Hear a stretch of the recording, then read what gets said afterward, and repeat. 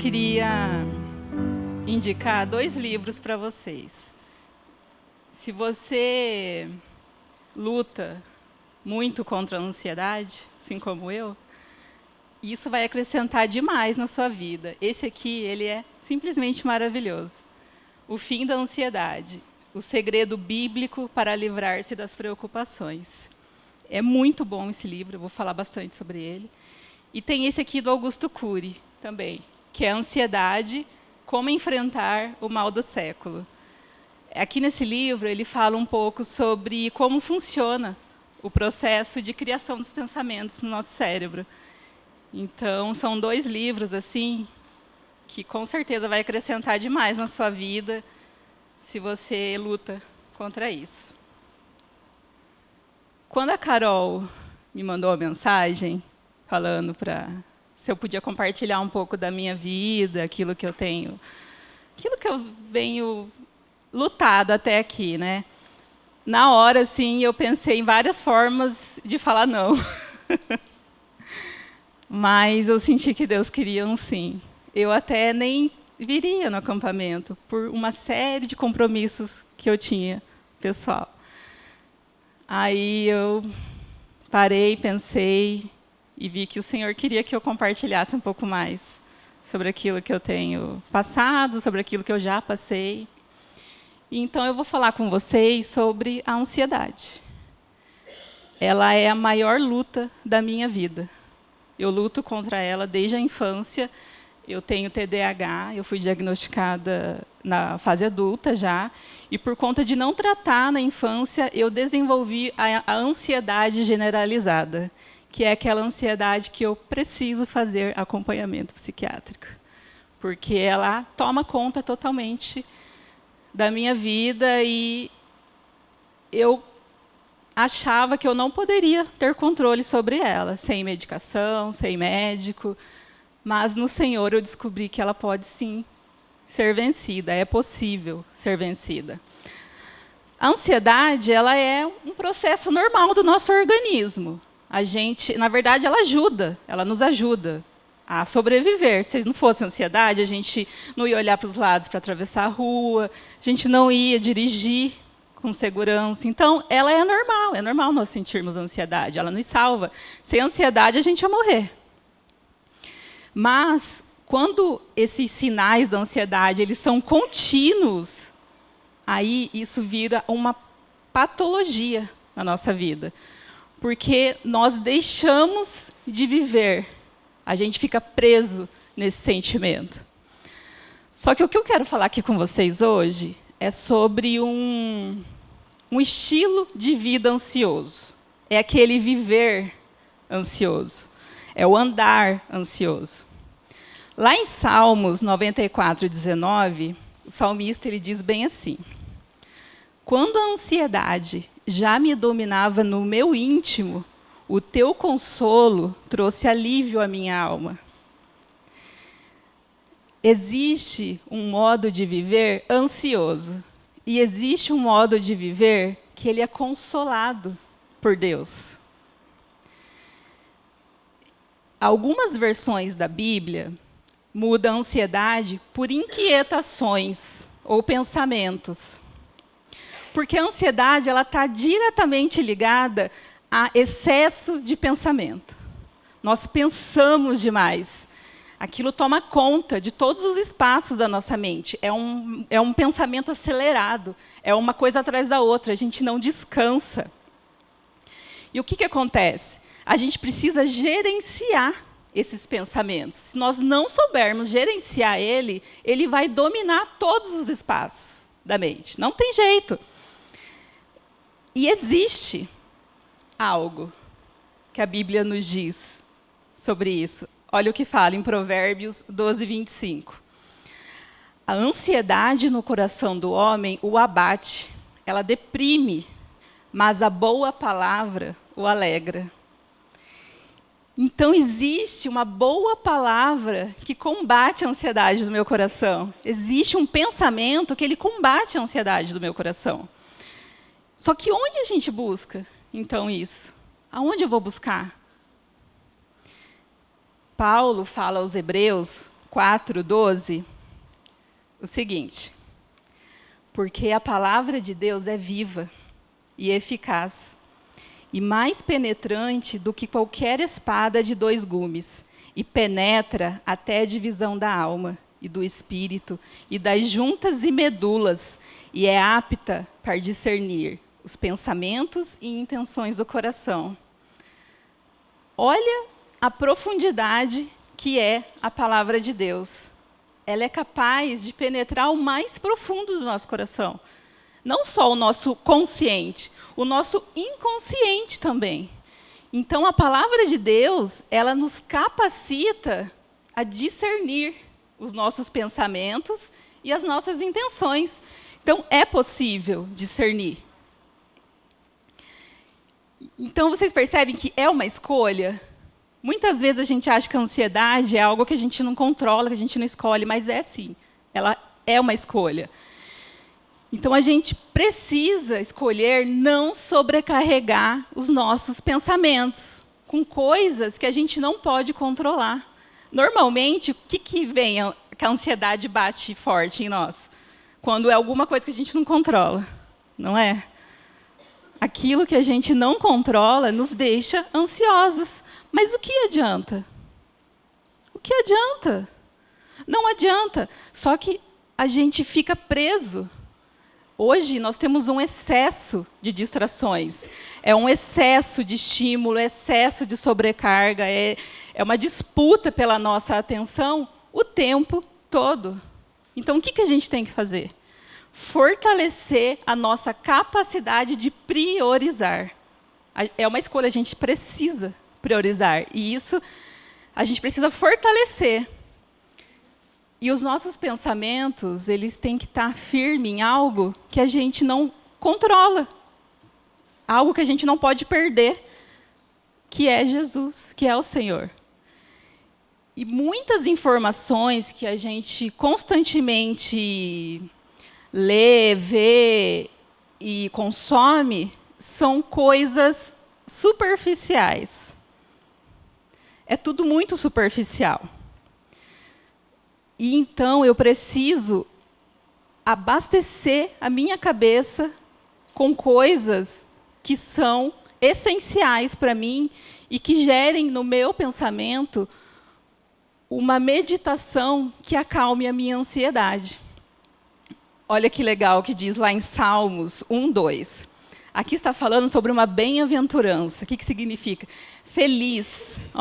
Feliz é a pessoa onde o prazer está na lei do Senhor, e na sua lei medita de dia e de noite. Então, aonde está o meu remédio? O meu remédio, ele está em meditar. Mas meditar não é só ler. Eu não vou só ler. Hoje eu vou meditar, vou abrir aqui, vou ler e acabou. Não, gente, meditar é um estado de profunda concentração. Eu preciso me concentrar, eu vou ler, pensar, eu vou ficar pensando naquilo, eu vou ruminar essa informação. É isso que é meditar. Se a gente não estudar profundamente a palavra de Deus, meditando nela, deixando ela entrar e deixando ela fazer morada dentro de nós, a gente vai ser roubado pelo excesso de superficialidades. Tudo que é muito superficial, ele vai tomar lugar desse aprofundamento. E isso vai fazer com que essa prioridade do Senhor fique em segundo plano, não vai mais ser prioridade. O conhecimento superficial do Senhor tem... Vocês conhecem, né, a parábola do semeador? É aquela semente que o semeador deixa cair no caminho e ela fica ali sobre a superfície. E vem o pássaro e rouba. A palavra de Deus superficial na minha vida, ela é essa semente. E daí o que acontece? Satanás, ele vem e ele rouba através das preocupações, através de problemas, de situações difíceis. Então, se eu não aprofundo essa semente para que ela crie raízes, ela vai ficar superficial. Satanás vem, rouba, e a ansiedade vai tomar conta da minha vida, e eu não vou ter um pensamento forte. eu não vou ter uma fé forte. Tem uma informação aqui muito interessante, que é um estudo realizado por um psicólogo americano, chamado Robert Larry. No estudo dele, mostrou que uma criança média de hoje tem o nível de ansiedade de um paciente psiquiátrico da década de 50. Uma criança hoje tem mais informação do que um imperador romano de antigamente. É muito excessos. Nós somos bombardeados de excessos o tempo todo. A presença da ansiedade ela é inevitável. A gente nunca vai conseguir viver sem ela. Sem ela, a gente, na verdade, nem viveria. Mas viver prisioneiro dela é opcional. E a palavra do Senhor, ela nos mostra isso. Eu vou compartilhar aqui um pouco sobre a minha história e como o Senhor usou muitas dores e muito sofrimento para que eu entendesse muitas coisas que eram superficiais e eu não sabia. Eu achava que eu tinha uma fé forte, eu achava que eu era uma cristã muito boa, mas aí o Senhor veio e me mostrou que faltava muito ainda. Com 28 anos, eu descobri um câncer no intestino. Eu tinha uma filha de 6 anos, já era casada, e tinha um bebê de 10 meses. Aí descobri, tal. Até então, eu estava tranquila. Aquilo não tomou conta do meu ser, não me deixou em desespero. Eu tinha uma convicção de que Deus ia vir a meu favor. Eu achava que eu tinha uma fé boa.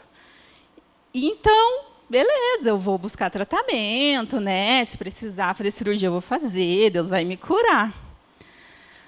A fé que eu tinha era aquela fé assim, tudo que eu pedir para o Senhor, Ele vai me dar. Então, eu vou orar, Ele vai me ouvir. E tudo vai ficar tudo bem.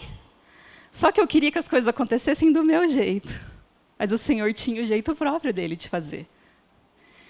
Então, eu fui no médico, era um câncer na fase inicial. Na verdade, isso já foi o meu milagre. Porque o câncer de intestino ele é muito difícil. É muito difícil você ter uma cura de câncer de intestino.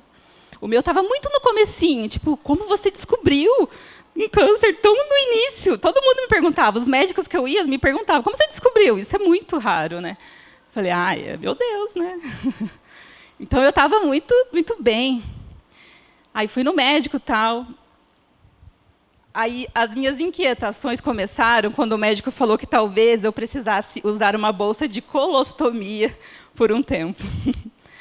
Aí ali o negócio começou a entornar um pouquinho. Falei, sério? Não vai precisar não, né, doutor? Eu falei, mas tem como não fazer? Ele, tem, pode ser que não precise, eu só vou fazer isso lá na hora. Ele não falou para mim que ia fazer, mas ele sabia que ele ia fazer. Porque onde estava meu intestino é na parte final. Então, ali, quando você tira uma parte do intestino, e se você já faz a ligação direto, pode acontecer de romper essa ligação, e é muito perigoso. Né, enfermeira? Aí, tá bom. Só que até então, eu estava orando para que ele não precisasse fazer. E eu falei, ele não vai fazer. Eu estou orando, Deus não vai. Aí, beleza, eu estava tudo bem e tal. Fui, fiz a cirurgia, precisei fazer a bolsa de colostomia. E foi a pior experiência da minha vida. Eu sou enfermeira de formação. E eu sabia lidar com aquilo, eu estudei na faculdade. Mas a prática é diferente. E é uma coisa, é dolorido a bolsa de colostomia. Ela queima toda a sua pele. Então, ali, quando eu saí do centro cirúrgico, a primeira coisa que eu perguntei para o meu marido foi, ele fez a bolsa? Aí ele falou para mim, fez. Eu, tá bom, né? Mas ali a ansiedade começou a tomar conta de mim, porque as coisas saíram do meu controle. E eu vivi assim, um momento de muito desespero no hospital. A ansiedade ela começou a me dominar. Eu queria ir embora de lá. Eu tive que ficar na UTI, depois eu tive que ficar muito tempo deitada na cama, porque a cirurgia foi aberta e foram 7 horas. Foi muito difícil, assim. Eu tinha muitas dores nas costas. E eu ficava desesperada, assim. Eu falava, eu quero ir embora, eu quero ir embora. E eu comecei a ter crises de pânico, ansiedade. Aí meu marido deitava em cima de mim, ele orava para me acalmar. E ali, assim, eu vi o Senhor agindo. Porque eu não estava sozinha. Eu tinha alguém ali comigo e alguém que sabia o que eu estava passando. Aí esse tempo no hospital, ele gerou em mim que é a síndrome do estresse pós-traumático. Eu desenvolvi um trauma. E mesmo estando em casa, em um lugar que estava tudo bem, eu tinha pessoas que eu amava, eu me sentia segura, os pensamentos do hospital vinham à minha mente e eu entrava em crises de ansiedade. E era um desespero, eu não sabia o que era aquilo. Eu falava, meu Deus, o que está acontecendo comigo? Porque está tudo bem. Foi feita a cirurgia, tirou 20 centímetros do meu intestino. Aí ele mandou para análise para ver se eu ia precisar fazer químio, algum outro tratamento. Mas assim, o médico falou que foi tudo bem. Ele tirou todo o meu intestino para fora, examinou para ver se tinha outro lugar. E assim, até então era só aquilo. E provavelmente aquilo poderia ser minha cura. Mas ainda assim, o meu coração ele ficava vivendo aquele momento do hospital. E eu ficava tendo crise de medo de voltar para o hospital, de medo. E a ansiedade caiu sobre mim como uma bomba. Ela pegou e veio com os 2 pés no meu peito. Assim. E eu pensei, cadê o Deus? Como assim? O que está acontecendo? Deus, ele tem que ouvir minhas orações. Por que eu...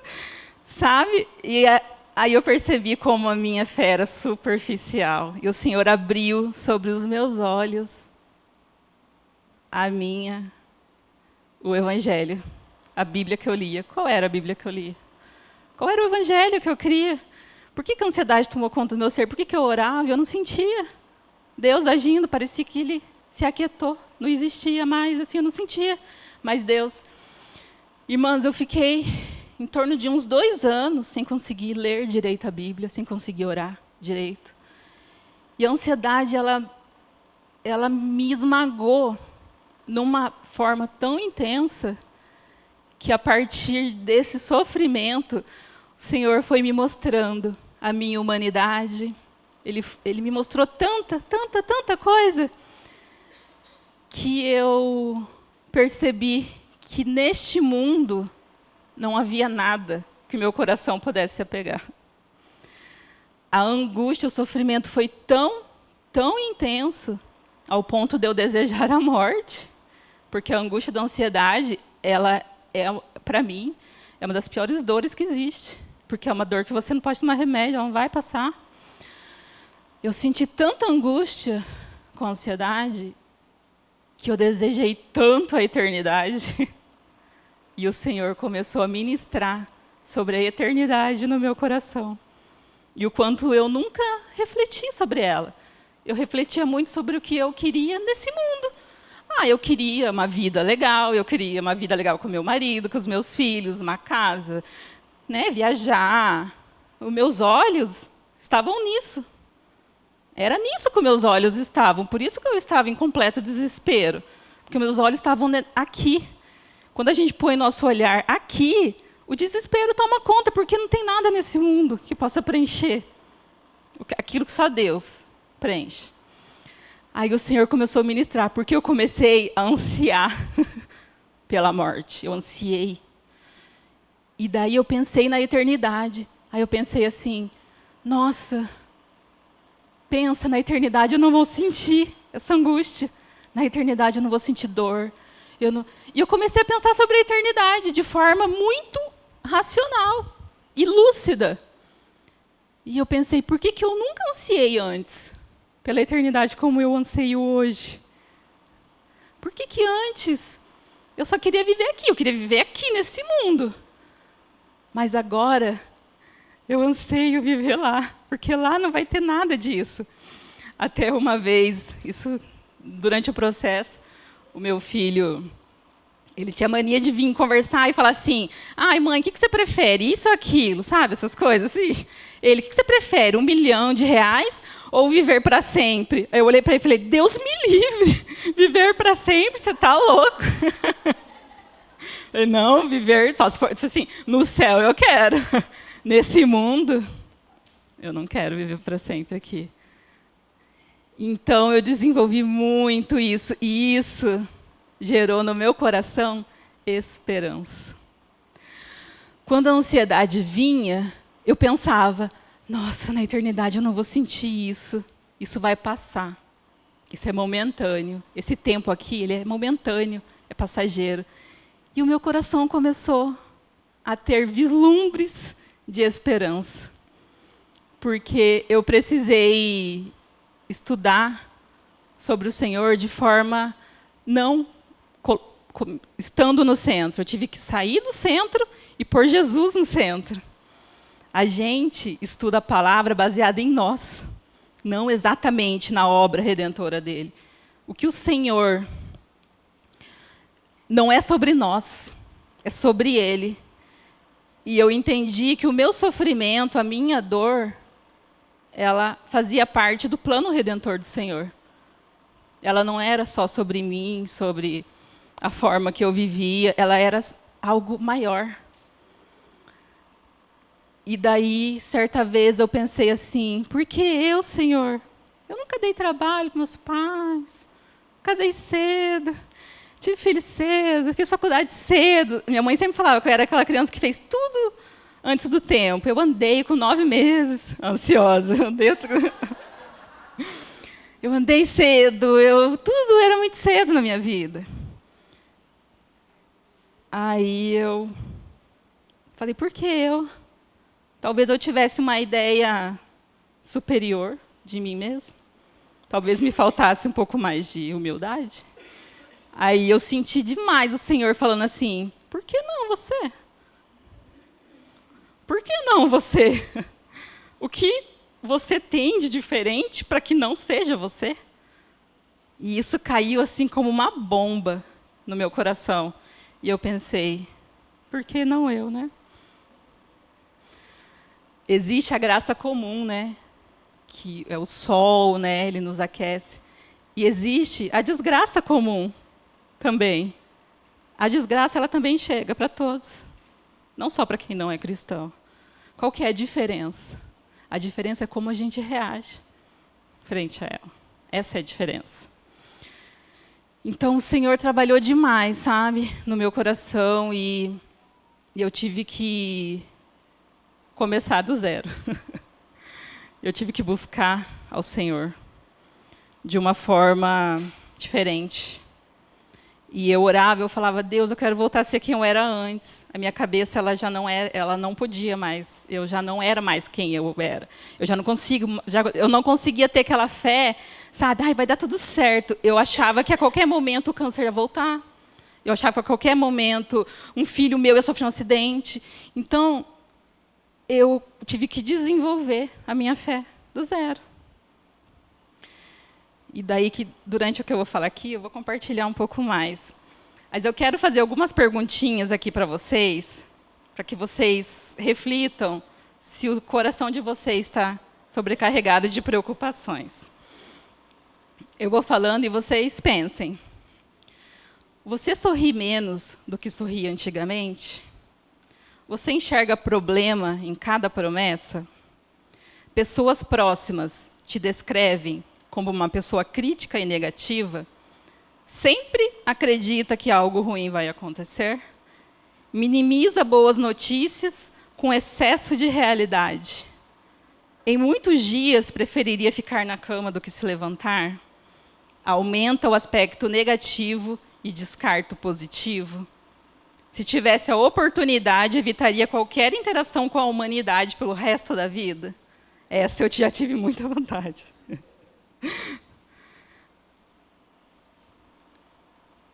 Paulo, na carta aos Filipenses, ele nos dá alguns conselhos para lidar com esse excesso de preocupações. Vocês querem abrir? Filipenses 4, de 4 a 8. Esse versículo, ele é simplesmente como se fosse o antídoto contra a ansiedade e nos leva a uma promessa maravilhosa. Diz assim: alegrem-se sempre no Senhor. Novamente direi, alegrem-se. Seja a amabilidade de vocês conhecida por todos. Perto está o Senhor.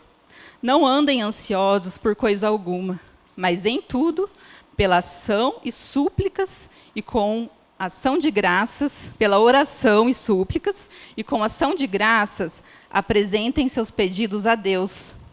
E a paz de Deus, que excede todo o entendimento, guardará o coração e a mente de vocês em Cristo Jesus.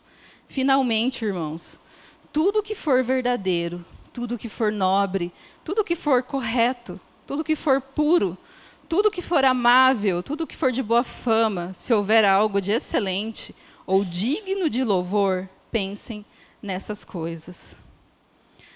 Qual é a promessa que a gente tem aqui? A paz de Deus, que excede todo entendimento, guardará o coração e a mente de vocês. Então, aqui, a gente tem 4 conselhos. O primeiro, ele fala: alegrem-se sempre no Senhor. Celebrem a bondade de Deus. Isso aqui fala muito sobre a nossa maturidade espiritual. Qual é a sua maturidade espiritual? Qual é o Deus que você acredita? Qual é a Bíblia que você lê? É aquela Bíblia que é boa quando Deus ouve minha oração. É ruim quando Ele não ouve. É bom quando está sol. É ruim, se bem que até quando está chovendo Ele é bom também, né? Qual é esse Deus? Qual é essa maturidade? Você crê em um Deus que é bom, perfeito e agradável? Você crê que mesmo com as dificuldades e as dores, Ele continua sendo bom? Você crê que Ele está no controle de tudo? Mesmo quando acontecem catástrofes terríveis que deixam o nosso coração triste, você crê que Ele está no controle e que tem propósito, que é bom a vontade dEle?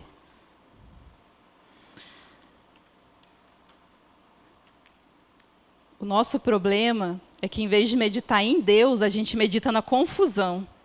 A gente pega o problema e medita nele, em vez de ir para Deus e meditar nele para que o problema seja resolvido. Esse é o nosso grande problema. Vocês acham que José, quando ele foi preso, quando ele foi vendido pelos irmãos, onde estava o coração dele? Ele via a providência divina de Deus na vida dele. Ele sabia que tudo tinha um propósito. Se a gente não fizer como José, a gente vai sofrer com ansiedade para o resto da nossa vida. E a gente tem que enxergar que a maior providência de Deus na nossa vida, a maior de todas, é Jesus, é a morte de Jesus na cruz. Não existe providência maior na nossa vida do que essa. Por quê? Porque em Jesus a gente vai desfrutar da eternidade, a gente vai desfrutar de um tempo que não dói.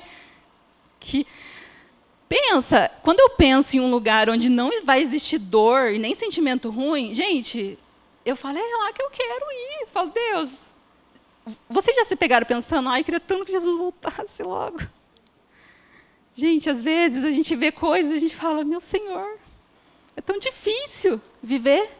Ainda mais quando a gente crê no Senhor, quando a gente tem uma fé, é muito difícil viver nesse mundo. Esse mundo é muito cruel. As pessoas, o pecado, nos tornou pessoas cruéis. Então, o nosso olhar, ele tem que estar nas coisas do alto. A eternidade é o fim do sofrimento. O nosso prêmio, ele é eterno, ele não está aqui. É isso que a gente tem que entender. Não é aqui que a gente vai receber ele. O Senhor nos dá dose de alegria aqui nesse mundo. Talvez o que eu fale seja um pouco polêmico, mas eu falo que o deserto, ele não é passageiro. O oásis é passageiro. O oásis é passageiro. A nossa vida, ela é um caminho pelo deserto. E o Senhor nos dá oásis. E a gente tem que aproveitar eles ao máximo. Porque a nossa vida aqui vai ser sempre como um caminhar no deserto. E a gente tem que aproveitar o oásis que é o Senhor. Agora, se você não se apegar ao Senhor, você nem o oásis você vai conseguir aproveitar. E não adianta, gente, as provações, as lutas vêm a gente querendo ou não. E se a gente entender isso, a gente aproveita muito mais a nossa vida. Quando eu tinha que fazer acompanhamento, só terminando um pouco a minha história, a minha cirurgia foi curativa, eu não precisei fazer nenhum outro tratamento, eu só ia precisar fazer acompanhamento. A colostomia deu tudo certo, e eu reverti, fiz a cirurgia de reversão.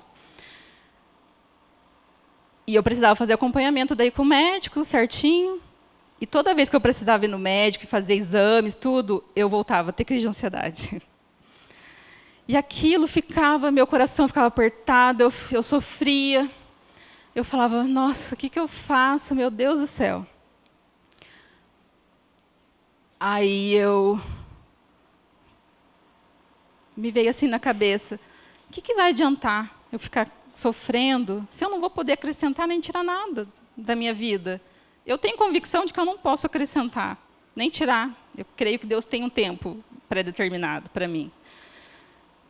E aquilo entrou de verdade no meu coração, porque muitas vezes a gente lê, mas aquilo não entra, não testifica.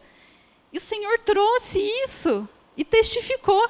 Tipo, o que adianta você estar sofrendo, com medo de voltar, não voltar? Mas não vai mudar. Se for para voltar, vai voltar. Se não for para não voltar, não vai voltar. E eu pensei, eu estou perdendo a minha qualidade de vida, porque eu não consigo ter uma vida, não consigo aproveitar meus filhos, não consigo aproveitar nada, porque eu estou constantemente ansiosa.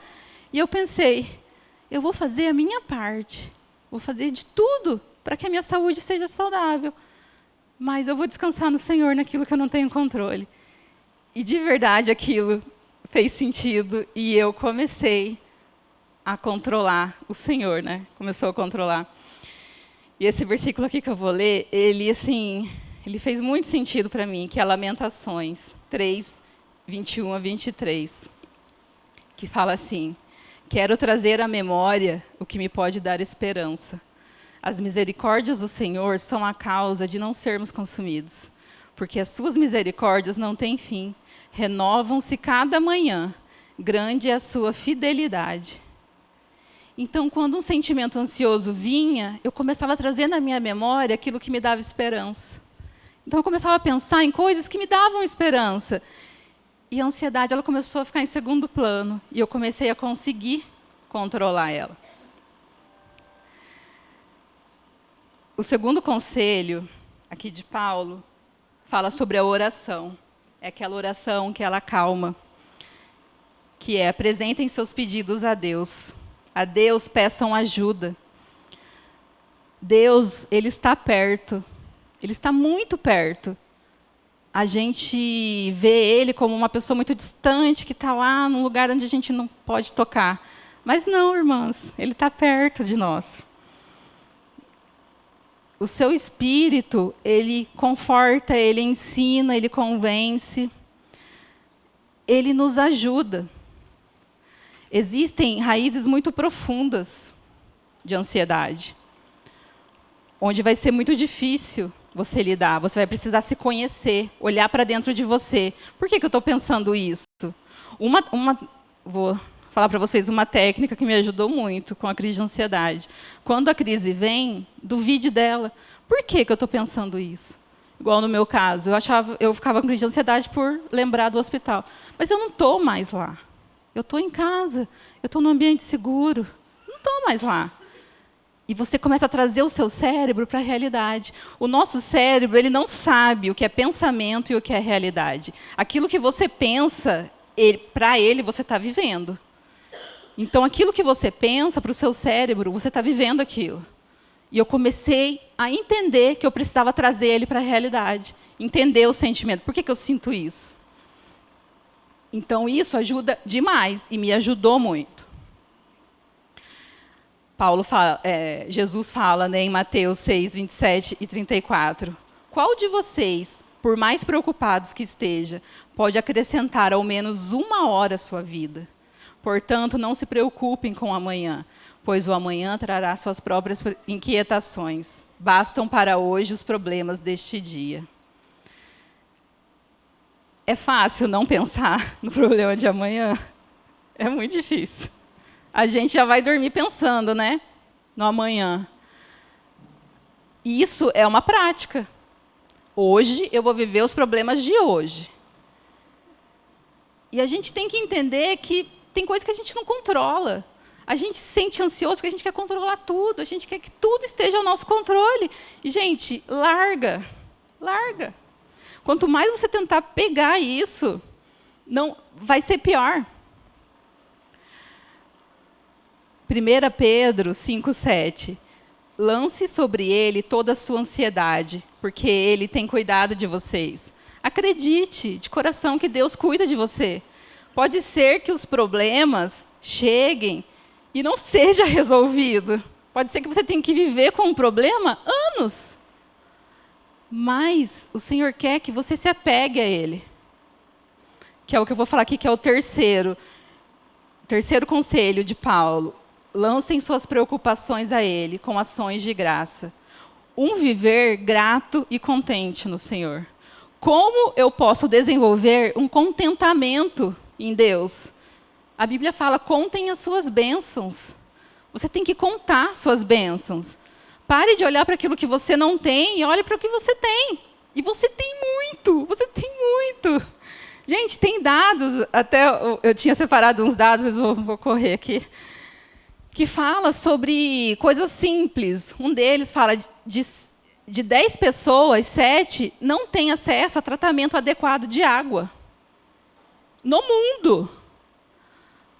Você tem acesso a tratamento adequado de água? Então, você faz parte de 3 de 10. Gente, nós temos muitas bênçãos para agradecer ao Senhor. Eu fiquei com uma sequela no intestino. Meu intestino ele não funciona adequadamente. E por um tempo, isso mexeu muito comigo. Eu quero voltar ao normal. Eu pensava que eu queria voltar ao normal. Assim, eu não tinha essa luta. E isso vai ser para o resto da minha vida. E daí o Senhor trouxe uma gratidão ao meu coração que eu vivi durante o tempo que eu tinha colostomia. Quando eu ia tomar banho, eu precisava limpar ela. Então, era um processo que eu não podia assim, sabe quando você quer tomar aquele banho rapidinho? Eu preciso tomar um banho rapidinho, eu vou lá e tomo. Eu não tinha isso. O meu banho era demoradíssimo. Eu tinha que limpar, eu tinha que tirar. E aquilo, toda hora, sempre que eu tinha que tomar banho, eu pensava, tem que tomar banho, aquilo pesava em mim, sabe? Aí, quando eu reverti a colostomia, eu fui tomar um banho, e eu só tirei a roupa e entrei no chuveiro. E meu coração, assim, eu falei, Deus, que delícia! Eu só posso simplesmente tirar a roupa e entrar no chuveiro. E daí me deu uma gratidão tão intensa, que eu falei, eu nunca agradeci a Deus por poder tomar banho.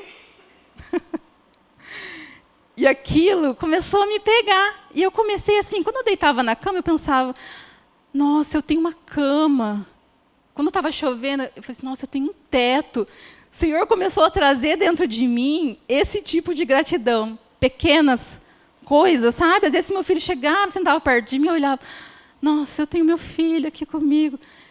E isso, gente, trouxe um contentamento tão grande para o meu coração, e eu parei de ficar olhando aquilo que eu não tinha. Às vezes a gente inveja a vida de outras pessoas, mas a gente só inveja aquilo que é bom. Você inveja a luta que ela tem? Certa vez uma pessoa falou assim para mim que ela queria ter minha vida. Aí eu olhei assim e falei, você tem certeza? Você não faz ideia de como é ter a minha vida. É muito difícil ter a minha vida. Mas eu sou tão grata a ela. E eu não desejo ter a vida de ninguém. Porque eu só posso ter esse coração que hoje eu tenho, tão entregue ao Senhor, porque Ele me permitiu enxergar isso através das minhas dores. Então, outra forma de lidar. Trate cada pensamento ansioso com um pensamento de gratidão. Então, quando a ansiedade vir forte em você, pare e pense em algo que você é muito grato. aos poucos, de uma forma que você não faz ideia, o seu pensamento ele vai começar a acontecer dessa forma, de forma natural. Porque isso muda tudo dentro de nós. Que é o que eu vou falar aqui agora também, do quarto conselho e último. Que é o meditar em coisas boas. Se houver algo de excelente ou digno de louvor, pensem nessas coisas. São pensamentos saudáveis. Provérbios 4:23 fala assim: acima de tudo, guarda o seu coração, pois dele depende toda a sua vida. Memorize versículos da Bíblia, irmãs. Quando há momentos difíceis, só o fato de você ficar pensando e memorizando versículos da Bíblia, isso acalma demais o coração. A Bíblia, ela penetra muito profundamente no nosso coração. E só ela pode mudar isso. Você pode fazer terapia, eu precisei fazer terapia. Isso me deu ainda mais fé no Senhor, porque eu pude ver muitas outras mazelas dentro de mim que eu precisava mudar. E tudo que eu via na terapia coincidia com aquilo que eu estava lendo na palavra. E o Senhor, assim, ele estava trazendo uma cura muito profunda para mim. Então, a única forma de curar o estilo de vida ansioso é escolher pensamentos saudáveis. É meditar na palavra do Senhor. Pensa no que você pensa. A gente pensa muitas coisas, mas a gente pensa pouco. A gente pensa demais. É aquela coisa acelerada, mas a gente não pensa no que a gente pensa. E nossos pensamentos, eles não podem tomar conta de nós. O Evangelho do Senhor. O Senhor tem que ser o guia e controlador dos nossos pensamentos. Paulo fala em 2 Coríntios 10:5, levem cativo todo pensamento para torná-lo obediente a Cristo. Então, a obediência a Cristo dos nossos pensamentos, ela vem quando a gente entrega ele ao Senhor. Um coração resistente à ansiedade, ele constrói em Jesus o seu lar. Em Jesus a gente tem um lar permanente. Em Jesus é um lugar de refúgio, é um lugar de segurança. Quando você consegue fazer isso, é libertador. A gente desarma a ansiedade, enchendo o nosso coração de Deus, da palavra, orando. Gente, a oração, ela pavimenta o caminho da fé. Sem oração, eu não consigo ter intimidade com Deus. Você tem intimidade com uma pessoa que você não conversa? Você precisa orar. E, gente, Deus, a gente precisa orar de forma específica. Não só, ai, Deus, abençoe meu dia de hoje. Sabe, o dia que você está mais ansiosa, Deus, hoje eu não estou bem, hoje eu não estou querendo orar. Hoje eu estou assim, estou assado, me ajuda. Ore a oração do Senhor. Peça a Ele que o seu coração anseie as coisas dEle. Fala, Deus, me ajuda a orar aquilo que o Senhor quer. Me ajude a orar aquilo que é da sua vontade. Não adianta a gente orar aquilo que é da nossa vontade, se não for vontade de Deus. Agora, o Senhor, Ele põe no nosso coração a vontade dEle. Se a gente tiver intimidade e relacionamento com Ele. Agora, se você não lê, se você não ora, se você não faz parte de uma igreja, se você não compartilha com outras pessoas, você vai ficando isolado e refém dos seus próprios pensamentos. Não tem jeito. Em Colossenses 3:2 fala assim: mantenham o pensamento nas coisas do alto e não nas coisas terrenas. E João 8:31-32. Eu amo esse versículo. Ele, assim, eu medito muito nele. Se vocês permanecerem firmes na minha palavra, verdadeiramente serão meus discípulos e conhecerão a verdade, e a verdade os libertará. A verdade de Jesus, ela nos torna livres do medo, livres do temor, livres da ansiedade. Somente a palavra do Senhor pode fazer isso conosco. Tinha bastante outras coisas que eu queria falar, mas o tempo é muito curto. Depois de 2 anos que eu tinha passado por tudo isso, estava reerguendo, né, as coisas estavam voltando ao normal, o câncer veio no meu irmão. O meu irmão mais velho, ele morava nos Estados Unidos, e daí ele ligou para mim e falou: eu estou voltando para o Brasil, porque eu fui no médico e eu estou com nódulos no abdômen. E o médico falou para mim voltar para o Brasil para tratar aí. Aí ele veio e foi fazer uma cirurgia em Curitiba, o médico abriu e fechou. Não tinha mais o que fazer. Ele já estava em fase terminal de câncer de intestino também.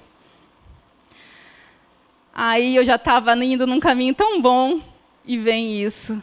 E a ansiedade começou a dar sinais de que ela ainda estava ali dentro. Mas nessa fase do tratamento do meu irmão e da morte dele, o Senhor me mostrou como funciona o consolo dele. Porque, assim, a dor era muito forte, mas o Senhor colocou no meu coração um sentimento de gratidão.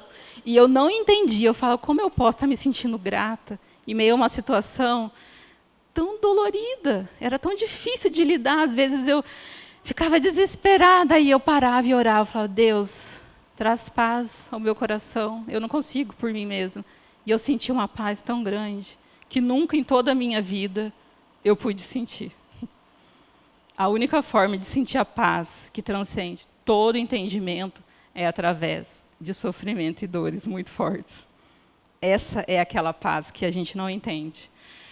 E eu senti uma paz e eu comecei a viver de forma prática uma fé forte. Ainda é muito difícil, não é fácil viver com ansiedade. Ela está sempre ali, batendo na porta. Mas quando você vai desenvolvendo esse aprofundamento no Senhor, ela já não é mais aquele monstro tão grande. E o meu irmão faleceu, e eu fiquei pensando, por que ele e não eu, né?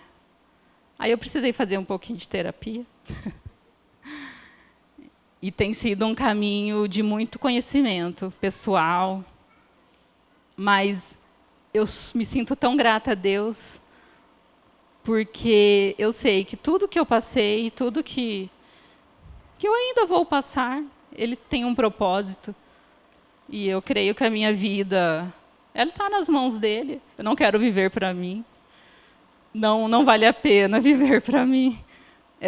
Dói muito viver para nós mesmos. Quando a gente vive para o Senhor, a gente vive por algo que a gente não perde. A gente não pode perder. Então, eu queria orar com vocês, queria que vocês fechassem os olhos. Essa é uma oração que está aqui no livro. E ela falou tanto comigo, e eu quero que ela fale com vocês também. Senhor, falaste com tempestades, falarias com as nossas? Acalmaste o coração dos apóstolos, acalmarias o caos dentro de nós? Tu lhe disseste para não temer. Dize o mesmo para nós.